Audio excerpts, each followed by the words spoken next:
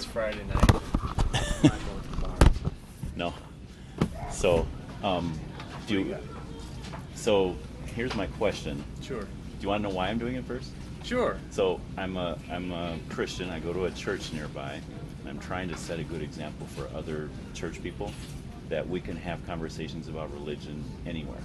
Okay. Right?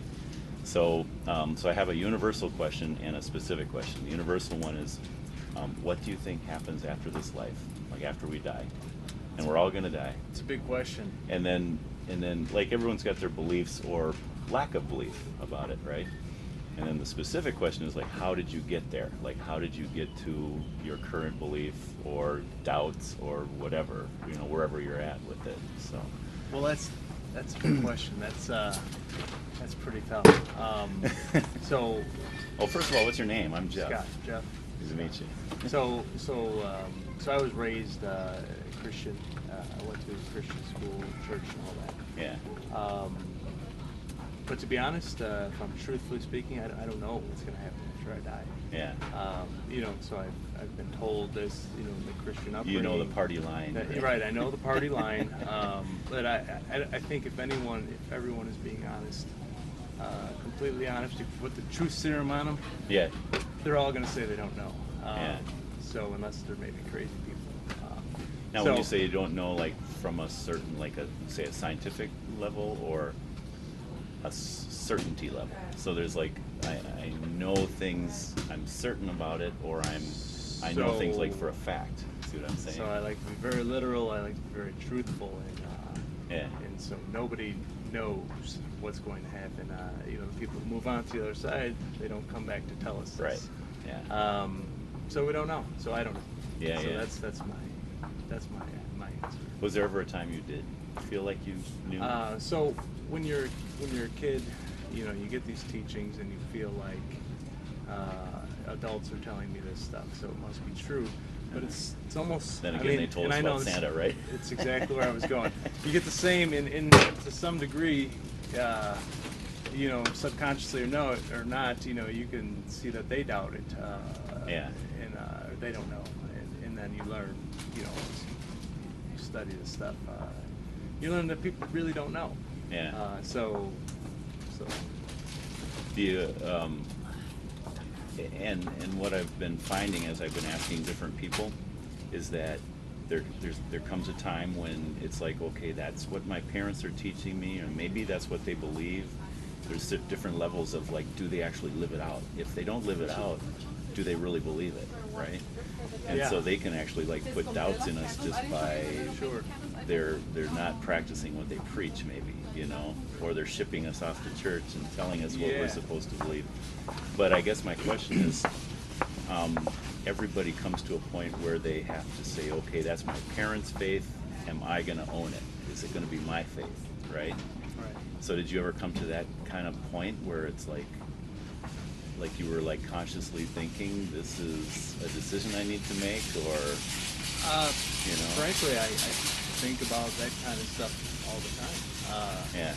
So, but the results are still inconclusive. So, you know, in terms of what I was brought up with and sort of the stuff I learned, you know, a lot of it is a little too woo-woo. Like I think, you know, Christianity and religion, obviously it exists for a reason. There's a lot of good stuff in there. Yeah. I wonder if maybe at some point it got hijacked by the people focusing on the magical aspects, and that's kind of has gone, you know, that really went people ran with it, and I wonder if that was truly the intent of what it was supposed to be. If that's really what it was supposed to be, or if it sort of got hijacked and went down this sort of magical, mystical direction that it was not intended to go down. Now, would you say along with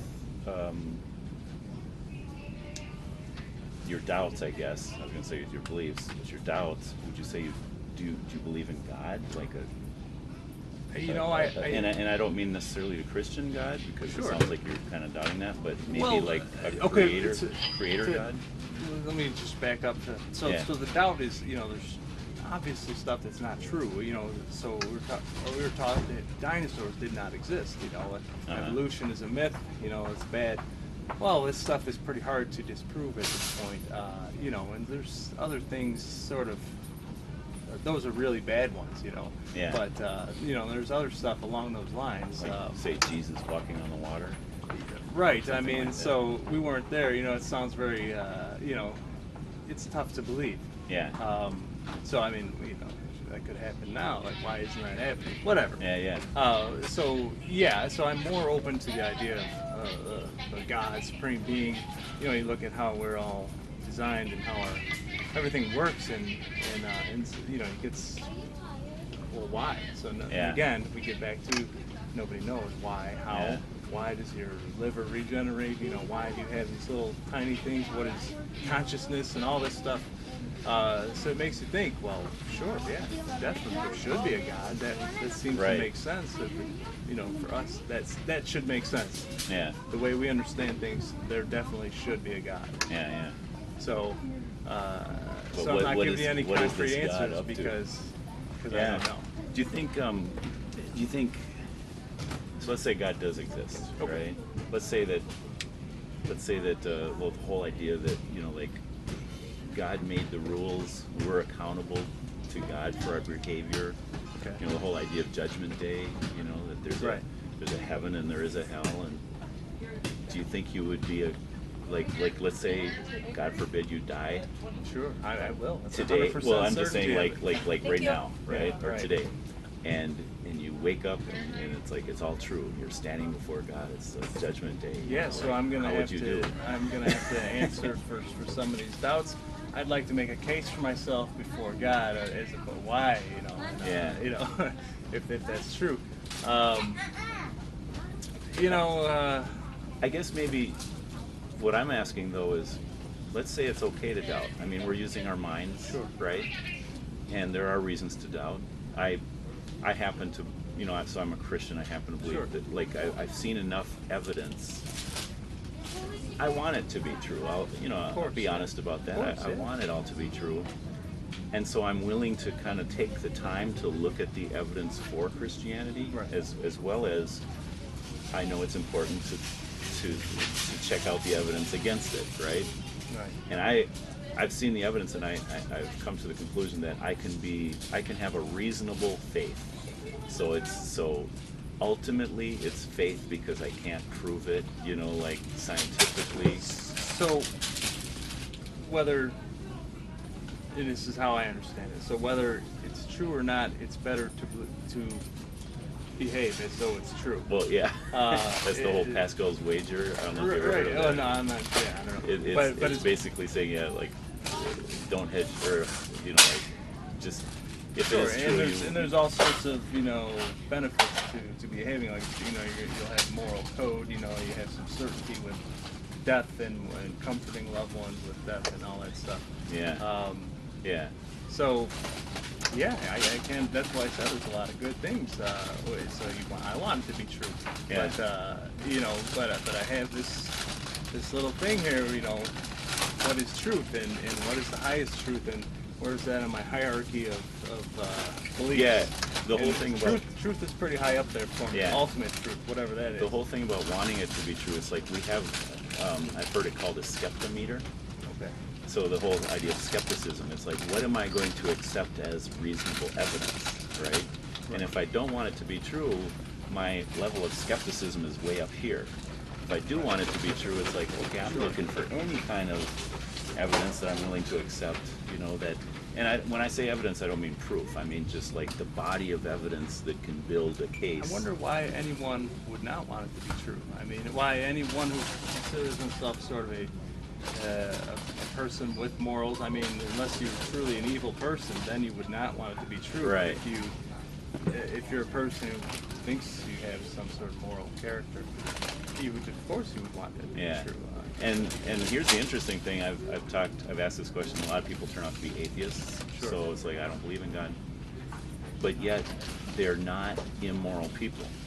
Sure. So they're not atheists because they want to just do anything they want, or at least in their minds that's what they're saying. they want to be able to be seen by others, and I actually believe by God. Like, if God exists, I've got plan B, right? I'm a good person anyway.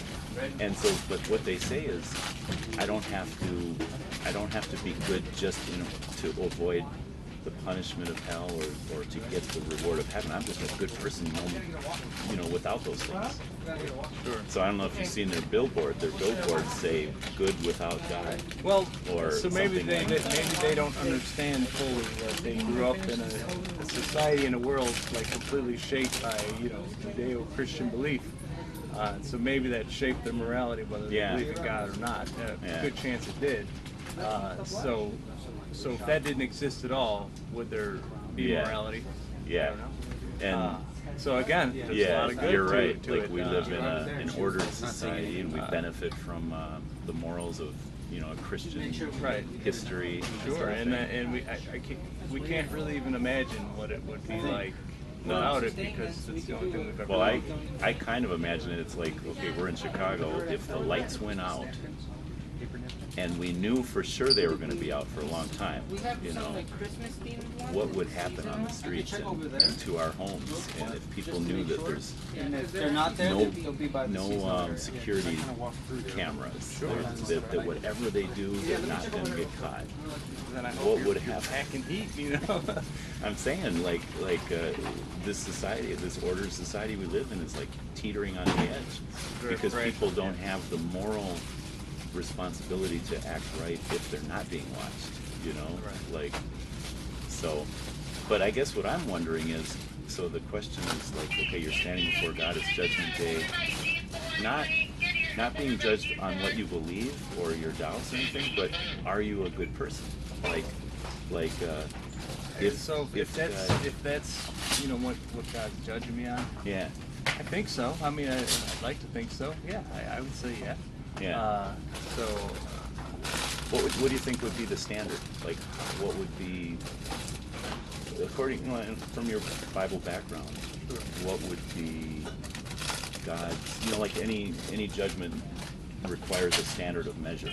You know what I'm saying? So the standard of what would it take to get into heaven, or? I guess just how would God determine if we're good? So the typical way we kind of judge ourselves is we compare ourselves to other people. Sure. Like they're our standard, and I can think of lots of people who are actually way better than me as far as like a moral human being. As far as and some that aren't, or a lot that aren't, right. But I'm not, is there another standard? What would God judge us from? It's a deep question. So I guess, what do you do when no one's looking? When you think you can, like, going back to, so what do you do when no one's looking? You don't think you'll be caught. Yeah. It's in kind of those moments, and even then, you still, whatever your conscience or why do you act the way you act? So if you dig a little deeper, why are you acting that way? Do you think God is watching? Well, then you're not really being moral. So an atheist can say, right. So you think God is watching, and you'll be punished ultimately if you don't act morally. Right. So maybe you're not a good person if you fear God. Yeah. And the Bible actually says the fear of the Lord is the beginning of wisdom. Have you heard that? Probably, it's like, okay, maybe our relationship doesn't have to consist totally of fear, but it's like the foundation.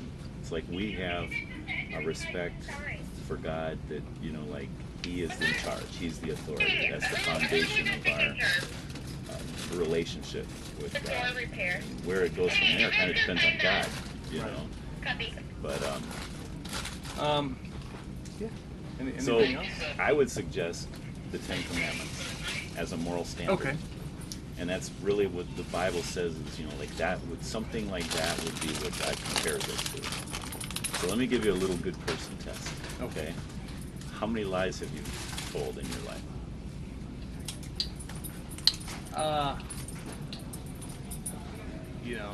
I mean, I'm not saying you remember them all, but many. I mean, how many times have I've probably lied to myself today, multiple times, subconsciously.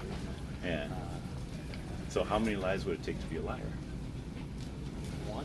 Just one. Yeah. So you would be a liar. Liar, right?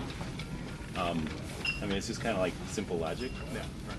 I mean, the Bible says, all have sinned. You know, with your background, I'm sure you've heard that at first. Yeah, Like, all have sure. sinned and fallen short. But we kind of need to personalize it. It's like, okay, if everybody's sinned, there's safety in numbers. I'm one of the good guys. God's not going to send everyone to hell. But if we start to think about, okay, what have I actually done? And if I stand before God on Judgment Day, I can't like point fingers at anybody else. It's not a comparison.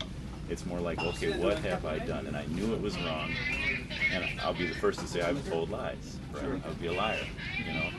So I'm not trying to like point you out. It's just more like, I mean, so, I think if you're human, you're going to fall into that category. yeah.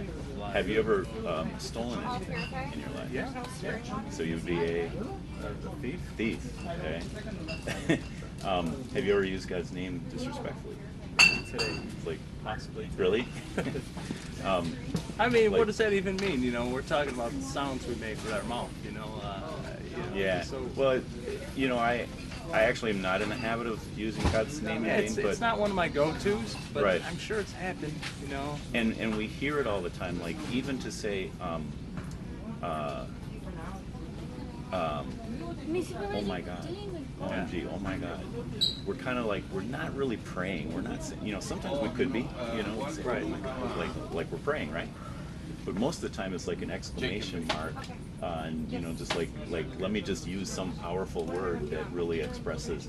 Yeah, And so I don't view that as something. I mean, again, I was taught that that's wrong. You shouldn't do that. I don't understand why. I mean, is God insecure? Why is that a thing? I don't get it.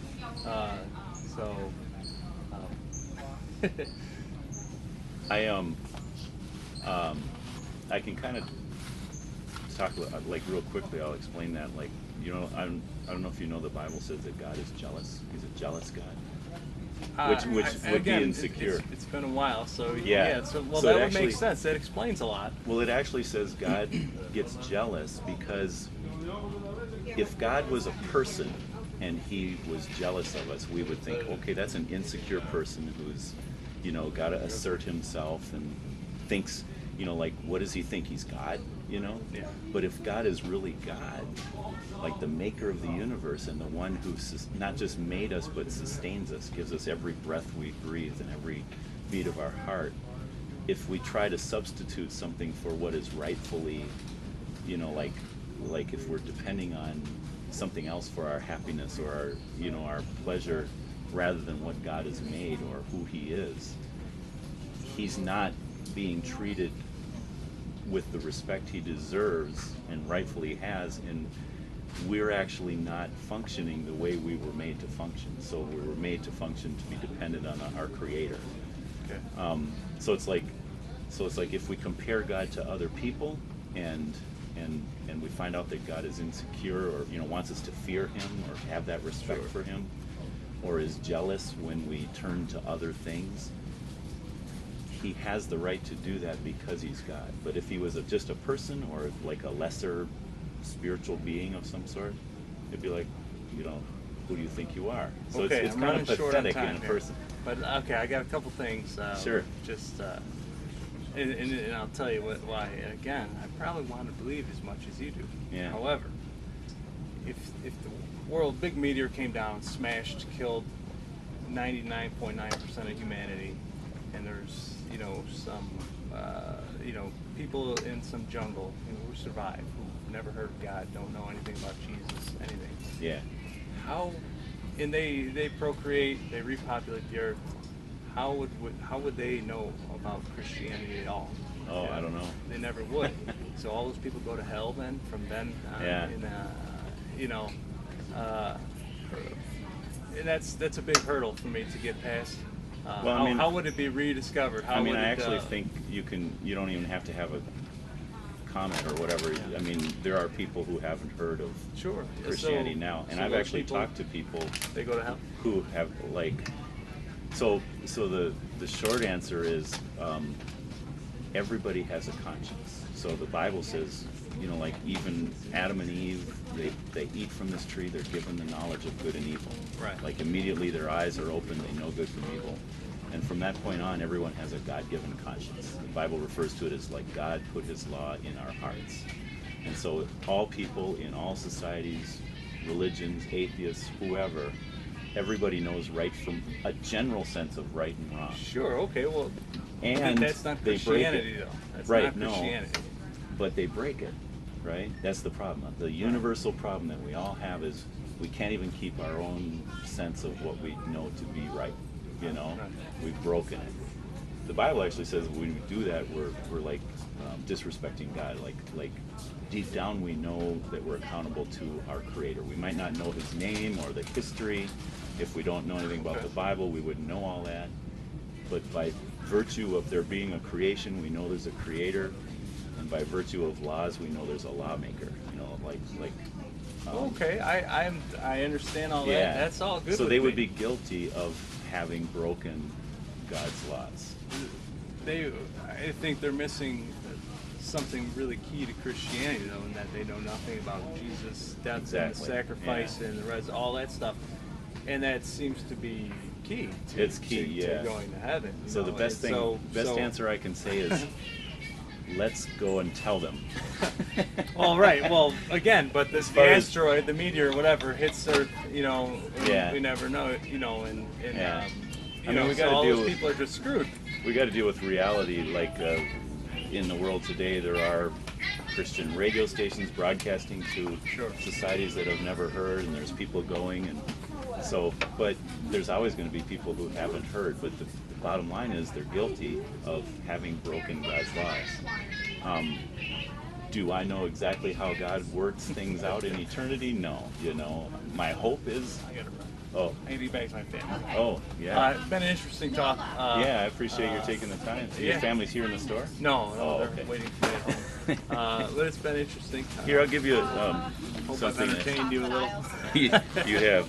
I want to give you something that kind of answers that question Sure. you're asking. So this compares Christianity to other major world religions, right? And kind of speaks to that. Yeah, I mean, I know the Bible far better than most. Yeah. You know, I don't need that. Okay, this is my card. It's got where you can see the video. Okay, excellent. I'll check And it I out. usually like use these conversations to inspire me to write something. So Sure. give Well, I me a hope I've couple. inspired you.